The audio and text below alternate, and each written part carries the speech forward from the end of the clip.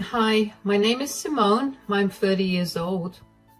I only recently got divorced and boy was it messy. Allow me to tell you all about it. I met my ex-husband Nick at my best friend's wedding 8 years ago. I remember it was a sunny day and everything was perfect. I was feeling a bit lonely because everyone else had dates. But then I saw Nick. He was standing by the punch bowl looking confident and happy. He had this big smile that made me feel warm inside. He came over and started talking to me. We talked about everything, music, movies, our favorite foods. It felt like we had known each other forever. He made me laugh a lot and I felt so special. We danced together and it was like I was in a fairy tale. After my friend's wedding, Nick asked for my number. I was so excited. We started going on dates every weekend. Dating Nick was amazing. He made me feel like the most important person in the world. He was always so attentive and caring. He would bring me flowers and write me cute little notes. He was always there to cheer me up when I was sad and to celebrate with me when I was happy. I felt so lucky to have him in my life. After 3 years of dating, Nick proposed. He took me to the beach at sunset and got down on one knee. It was the happiest moment of my life. We got married a few months later, and I thought our life together would be just as perfect as our romance had been. Unfortunately, about 3 years into our marriage, Nick started changing. At first, I didn't really notice it. He seemed more distracted and spent a lot of time on his phone or computer. I remember one day I asked him what he was doing and he said he was just watching some videos. I didn't think much of it at the time, although in hindsight, I probably should have asked him more about it. I'm saying that because over time he started making strange comments.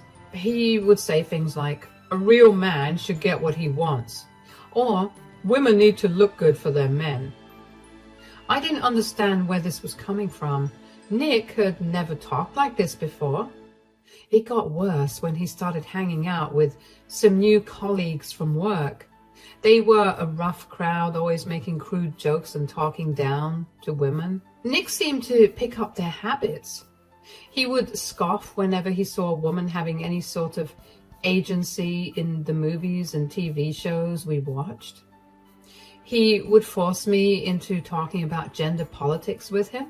He'd tell me about how a woman's worth was only tied to her looks and how a woman's place was only in the kitchen. Of course, I was beyond uncomfortable. I did my best to talk to him about why his views were damaging and offensive, but that seemed to only fuel his opinions.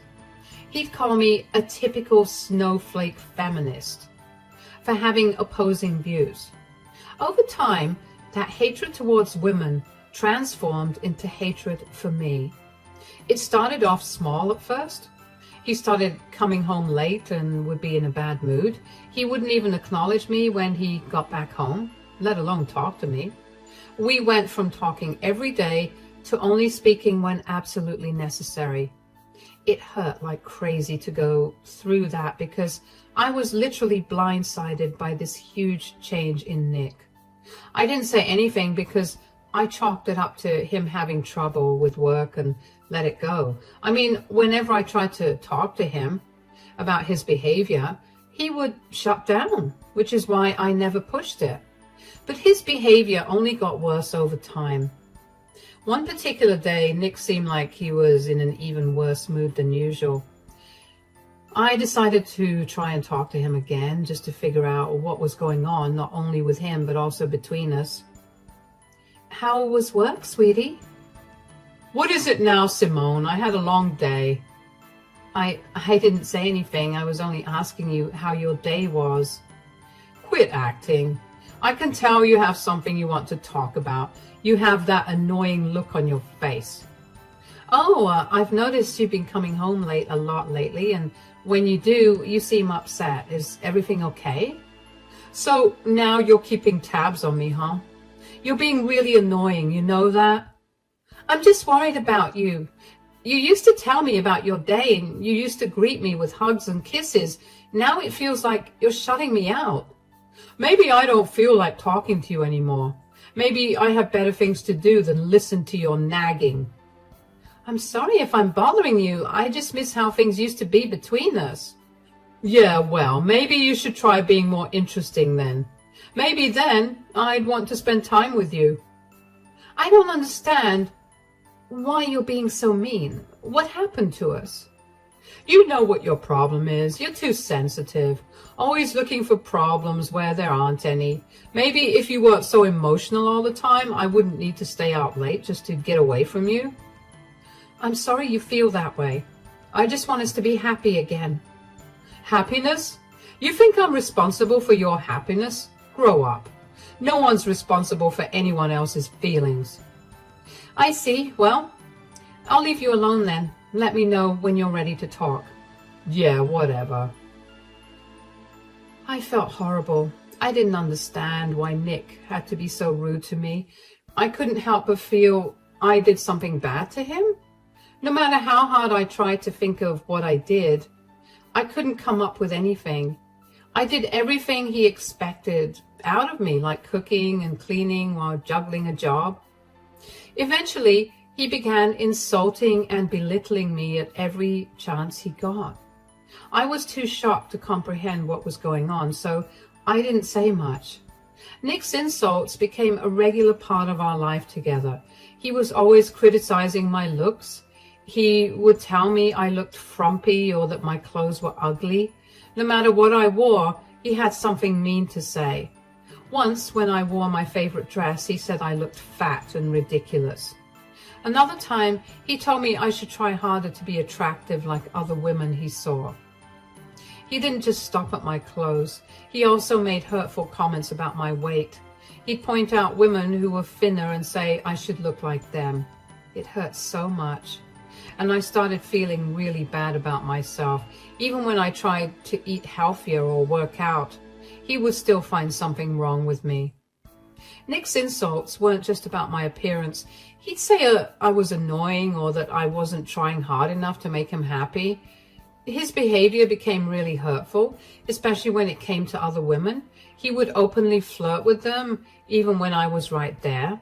At parties, he would ignore me and spend the whole time chatting with attractive women. He would laugh loudly at their jokes and compliment them on their looks. Once, at a friend's barbecue, he spent almost the entire evening flirting with a young woman, acting like I didn't exist. It made me feel invisible and unwanted.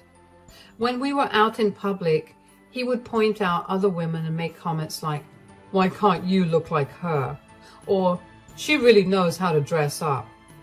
It wasn't just occasional. It happened all the time. Even when we were supposed to be spending time together, like on a date night, his eyes would wander and he would make me feel like I wasn't good enough.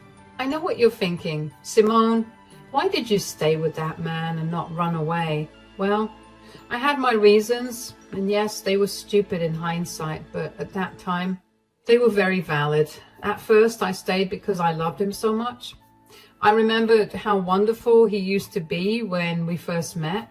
He was charming, always making me laugh and feel special. I kept hoping that the man I fell in love with would come back. I thought if I tried harder and did everything he wanted, things would get better. Another reason I stayed was because I was afraid of what people would think. We had only been married for a couple of years, and I didn't want people to see our marriage as a failure. I worried about what my friends and family would say. They all thought we were a perfect couple, and I didn't want to disappoint them. I also felt very alone. Nick had isolated me from many of my friends. He would make me feel guilty for spending time with them, saying I should be with him instead. Over time, I saw them less and less. And when I felt sad or needed someone to talk to, there wasn't anyone around. I didn't know how to reach out for help. There was also a part of me that believed his words. Nick's constant criticism made me feel like I wasn't good enough for anyone else. He would say things like, "No one else would put up with you." And after hearing that so many times, I started to believe it. I thought maybe he was right and I wouldn't be able to find anyone else who would love me. But most of all, I stayed because of hope. Every now and then, Nick would be kind and I would see glimpses of the man I married. Those moments were rare, but they made me think that maybe things could change. I hoped that if I was patient and loved him enough, he would stop being so mean. One such instance became my breaking point and enabled me to see Nick as the monster he truly was. One evening, after a particularly rough week, Nick surprised me. He came home with a soft smile, which was very, very rare to see. He greeted me happily and asked me how my day was. I will admit I was beyond confused about his change in demeanor at first. "Hi, darling, how was your day?" It was good. Did you have a good day at work too?" "Not really. I mean, there wasn't anything special about it. Why?" "Well, you seem really happy today, and it's been a while since you were like this." The thing is, I was thinking about things today, and I realized that what we really need is a vacation, just the two of us. We need to get away and rekindle our relationship." "Huh? Really? You think so?" "Of course. I mean, it's been a while since we traveled or just hung out with you and me. I know that this will bring our relationship back to the way it used to be." I will admit that sounds wonderful. I miss the times we used to spend together. Me too. We've been so caught up with work and everything else. I want us to have some quality time, just like before. I'd love that. Where do you think we should go? Maybe somewhere with a beach? Exactly. Now you're thinking just like me. Picture us walking on the beach, dining at cozy restaurants, just enjoying each other's company. It would be perfect. It really would be. It's been so long since we did things like that. But I have a bit of a problem. What do you mean? What's wrong? I have to be honest with you. Work has been slow lately, and I've had some unexpected expenses. Yeah, I know I didn't tell you about them. I only did that because I didn't want to worry you about the expenses. I don't have the money right now to plan this vacation. Oh, I see. But then why would you bring up your idea when you know that you can't afford it? I was thinking, since you've been doing so well at work and you have some savings, maybe you could cover the cost for this trip. I promise I'll make it up to you. This vacation is a way for us to start fresh. I want us to be happy again. It's a lot of money, Nick. I'm not sure if I can afford it all on my own. I know, but I wouldn't ask it if it wasn't important to me. Think of it as an investment in us, in our future together. I want to make things right between us. I do want things to be better between us.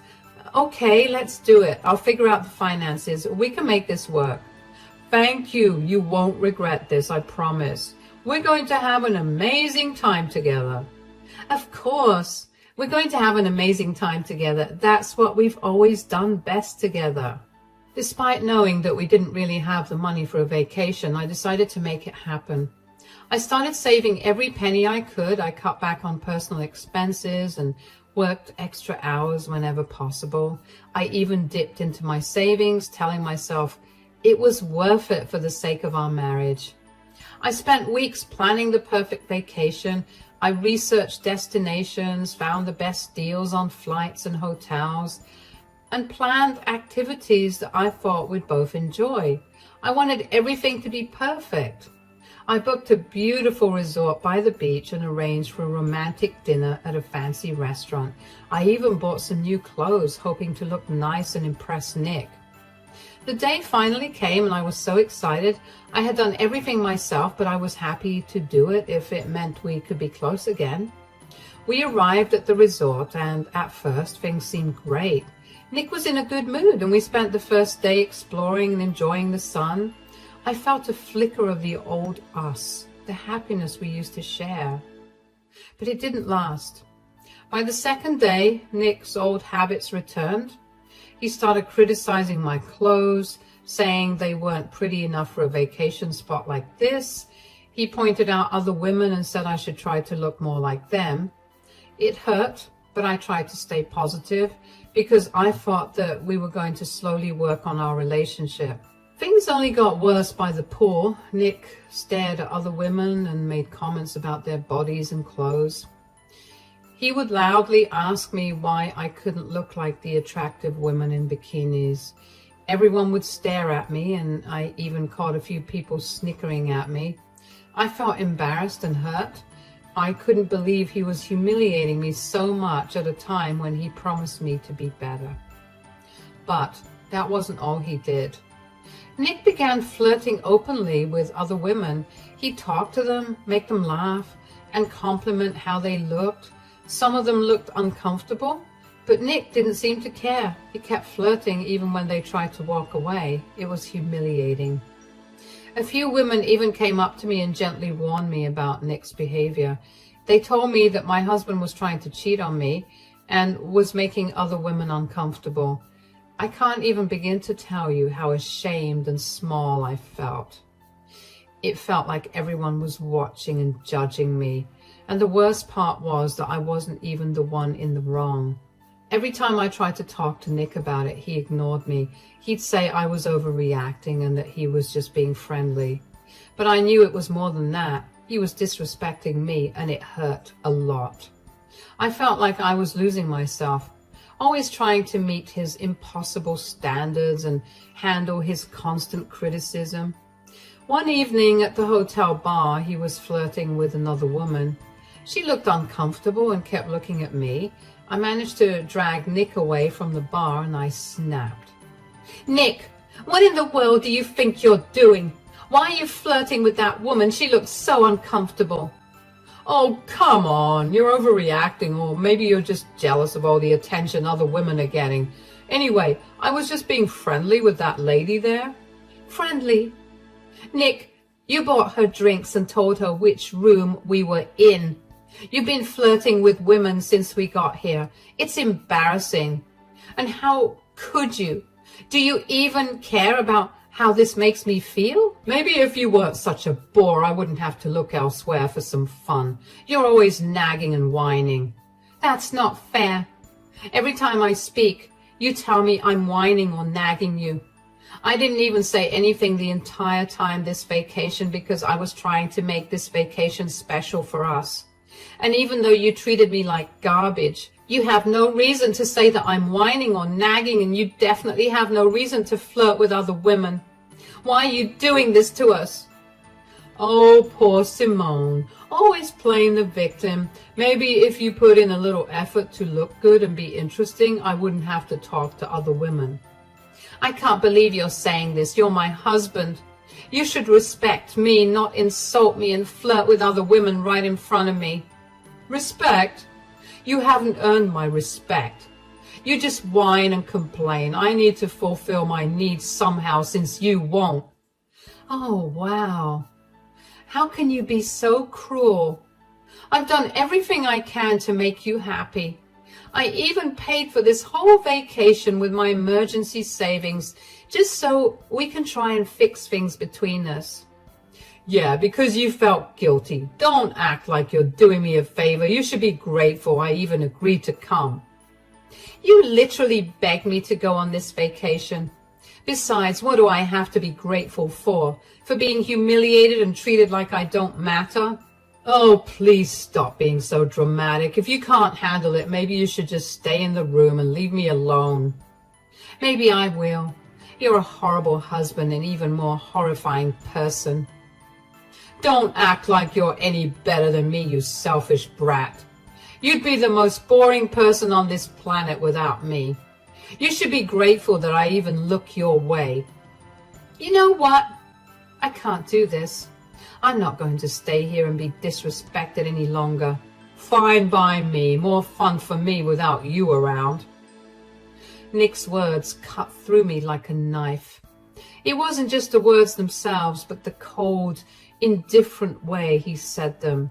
It was like he didn't care about me at all, like I was nothing to him. In that moment, I realized our marriage was over. No matter what I did, it would never be good enough for him. He cared more about himself than our relationship. That night, after he went to sleep, I couldn't stop thinking about what he said. I felt so hurt, so worthless. I tossed and turned in bed, trying to make sense of everything. Finally, I made a decision. I quietly got up, packed my bags with shaking hands, and booked a flight back home early the next morning. I didn't want to confront him again. I just needed to get away from him and the pain he was causing me. Leaving was both terrifying and liberating. Only after I sat on the plane did I let myself finally cry about the end of my relationship and marriage. I kept replaying Nick's words in my mind, and each time they cut deeper. I wanted everything that happened in the last year to be one big joke. But even if it was, I knew that no joke was worth making me feel the way I felt. I knew that I couldn't stay with someone who treated me so badly, who made me feel so small and insignificant. I also knew that I couldn't let someone who made me feel that way get away so easily. Once I got back home, I immediately canceled Nick's ticket back home. If he wanted to come back home, he could figure his way back without using my money. I also withdrew all the money from our joint account that I had put in, which was more than half of the entire amount. Whatever was left in there was definitely not enough to buy a plane ticket back home, but it was enough to support him for a good week. I also called the hotel to let them know that I had checked out of the hotel and asked them to transfer the charges to Nick's card. The next thing I did was talk to a divorce attorney and start the filing process for divorce. I also contacted all of our family members and told them all that Nick and I were getting a divorce. I outlined all the reasons for the divorce, and I provided them with the proof that I had gathered over the years. Needless to say, nobody was happy to learn about Nick's true nature. I got a lot of love and support from not only my family, but Nick's as well. Just as I was starting to feel better and at peace, Nick called me. It was a week after I'd come back from the vacation, and even though I knew he would call, I didn't want to pick up. He kept calling me, and eventually I got really annoyed, so I picked the call up. Simone, what in the world's going on? I tried to check my bags in online, but my ticket has been cancelled. The hotel says my card isn't working. They're saying I can't stay here unless I pay now. What did you do? I took out most of the money from our joint account. I cancelled your ticket too. Why would you do that? How am I supposed to get home? How am I supposed to pay the hotel? You hurt me, Nick. Your behavior on this vacation was awful. You flirted with other women right in front of me. You treated me terribly, all while knowing that the only reason you were even on that vacation was because I paid for the entire thing. I don't think it was fair to me that I had to feel like crap the entire time while you got to enjoy yourself. That's no reason to leave me stranded. You're crazy. Fix this now. No, I won't fix it. You crossed the line. You made me feel worthless and humiliated. And now you need to learn what that feels like too. Oh, so this is your revenge. Leaving me stuck here with no way home. Real mature. Call it whatever you want, but this is me standing up for myself. I deserve respect. I won't put up with your mistreatment any longer. All right, you're right. I treated you horribly and I should have been kinder to you. I should have treated you with more respect. I'm sorry, okay? Just send me some money so I can pay for the hotel. I'll figure out the ticket later. I just need to get out of here. Not only is your apology insincere, but it's also late. Your apology will not take away all the hurt you've made me feel. I'm not sending you any money. Figure this out yourself. What am I supposed to do now? I'm stuck here. I don't have any money. Luckily for me, that's not my problem. Maybe you should think about how you treat people. Your actions have consequences. Simone, please, just tell me what to do. I can't stay here like this. Find a pretty woman to fulfill this need of yours. Isn't that what you told me? Maybe one of them will help you out. You're heartless. How can you do this to me? Would you look at that? The pot calling the kettle black. What are you even saying? Can you be serious for 1 second of your life? All you ever do is be annoying. How can I not look at other women when you behave like this? Goodbye, Nick. Simone, don't hang up. Simone. Hanging up that phone was the best thing I ever did for myself. A part of me did break a little when Nick apologized, because Nick barely apologized. But Nick's apologies were nothing but hollow sounds to me now. I had heard enough apologies from him that never led to any real change. I knew I couldn't go back to him, not after everything he had put me through. It was empowering to finally stand up for myself, to take control of my own life again. I heard from a mutual friend that Nick struggled to find a way back home. He had to scrape together money from wherever he could. He couldn't contact a lot of his family members because they were all disgusted with his true nature and wanted nothing to do with him. He ended up borrowing from whatever few friends he has left and somehow managed to convince his parents to pay off his hotel bill before they cut off contact with him. He also eventually managed to buy a plane ticket and get back home. This entire ordeal was a stark contrast to how he used to live. Always being in control, always having things his way. This time, he was forced to get on his hands and knees and beg people to help him. People who would have readily helped him out earlier turned their backs on him, all because of his own actions and words.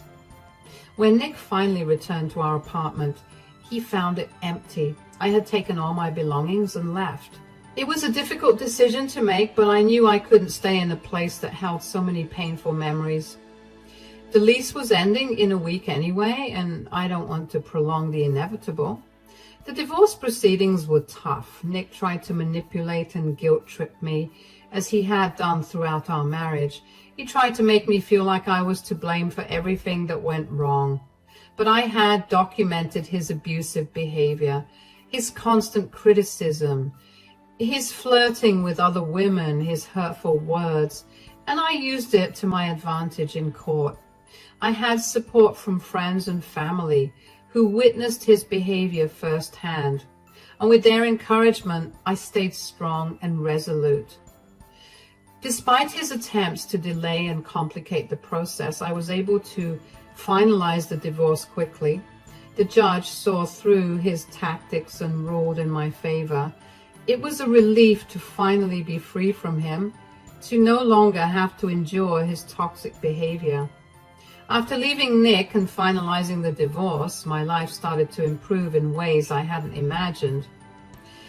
I focused on myself, on healing and rediscovering who I was outside of that abusive relationship. I surrounded myself with positive influences, friends who uplifted and supported me. I pursued my interests and hobbies with renewed passion, reclaiming the parts of myself that I had lost during my marriage. On the other hand, Nick's life took a downturn. Without me to support him or enable his behavior, he struggled to adjust. He continued to reach out to me, trying to manipulate his way back into my life, but I remained firm in my decision. I knew I deserved better, and I wasn't going to let him drag me down again. I heard through the grapevine that he faced financial difficulties and struggled to maintain stable relationships. His arrogance and disrespect continued to push those around him away from him. I will admit that seeing him alone and suffering made me feel a bit better. He was finally getting what he deserved for torturing me for years. In the end, leaving Nick was the best decision I ever made. The whole journey to where I am today wasn't easy, but it was necessary for my well-being and happiness. I learned that I'm strong and resilient, capable of standing up for myself and creating a better life. I am grateful for the support and love that helped me through that challenging time, and I'm proud of how far I've come since then.